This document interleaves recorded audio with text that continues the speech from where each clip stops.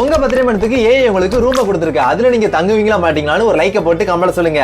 Okay, ஜனவரிக்கு வந்து பாத்தீங்கன்னா மட் ரூம், அதாவது மண்ணால பண்ணிருப்பாங்கன்னு நினைக்கிறேன். ஃபுல்லாவே சேரா இருக்கு. ஓகே, பிப்ரவரிக்கு வந்து பாத்தீங்கன்னா ஐஸ் ரூம், நல்ல குளுகுளுன்னு இருக்கும், பிரச்சனை இல்ல, எல்லாமே ஐஸ்ல தான் பண்ணிருக்காங்க.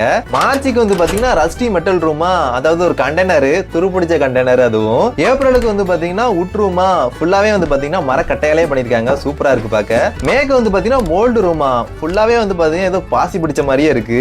ஜூனுக்கு வந்து பாத்தீங்கன்னா கோல்டு ரூம் போடு, ஃபுல்லாவே வந்து பாத்தீங்கன்னா கோல்டா தான் இருக்கு, பாக்கே செம்மையா இருக்கு. ஜூலைக்கு வந்து பாத்தீங்கன்னா ஸ்லைம் ரூமா, இது பிசு பிசுன்னு இருக்கும், இதுல எப்படி தங்குறதுனே தெரியல. ஆகஸ்டுக்கு வந்து பாத்தீங்கன்னா காட்டன் கேண்டி ரூம் போடு, நல்ல மெத்தையும் இருக்கு, எவ்வளவு நாள் சாப்பிடவும் செய்யலாம், பிரச்சனை இல்ல. செப்டம்பருக்கு கிளாஸ் ரூமா, இது நல்லா தான் இருக்கு, பட் எல்லாமே டிரான்ஸ்பரண்டா இருக்கும். நெக்ஸ்ட் அக்டோபருக்கு வெல்வெட் ரூமா, இது ஃபுல்லாவே வந்து பாத்தீங்கன்னா ரெட்டா தான் இருக்கும் எங்க பார்த்தாலும். நவம்பருக்கு வந்து பாத்தீங்கன்னா கிறிஸ்டல் ரூம், இதுவும் சூப்பரா தான் இருக்கு, வேற லெவல், பளிச்சுன்னு வேற இருக்கு.